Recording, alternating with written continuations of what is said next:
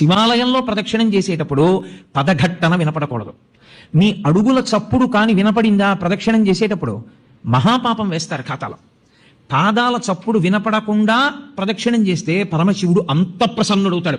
శివాలయంలో ప్రదక్షిణం చేత వచ్చేస్తుందంతే శక్తి అంతా. ఎలా ప్రదక్షిణం చెయ్యాలని అడిగారు. నిండు గర్భిణి, ఇంకొక గంటలోనో 2 గంటల్లోనో ప్రసవం అవుతుంది. కిందంతా బిందెతో నూనె పోసేశారు. ఆమెకు ఒక పెద్ద బింది ఇచ్చి నీళ్లు చంకలో పెట్టారు, డొక్కలో. ఆమె పట్టుకుంది. ఇప్పుడు ఆ నూనె వెలికిపోయిన నేల మీద నడుస్తోంది. ఆమె ఎంత పరాకుగా అడుగు వేసి నడుస్తుందో ప్రదక్షిణ సమయంలో అంత పరాకుగా అడుగు వేసి నడవాలి, చప్పుడు రాకుండా. అదే ఉపమానాన్ని వాడింది శైవాగమం. యథాతథంగా మీకు నేను ఆ ఉపమానాన్ని అందించాను. అంత మెల్లగా పదఘట్టన లేకుండా తిరగవలసి ఉంటుంది. అందుకే అడుగడుగు ప్రదక్షిణం అంటారు. ఇలా అడుగు వేసి దాని ముందుకు తెచ్చి అడుగు వేస్తారు, మళ్ళీ అడుగు వేస్తారు. నిశ్శబ్దంగా ప్రదక్షిణం చేయాలి. శివాలయంలో ప్రదక్షిణం చేస్తూ ఏమీ మాట్లాడకూడదు.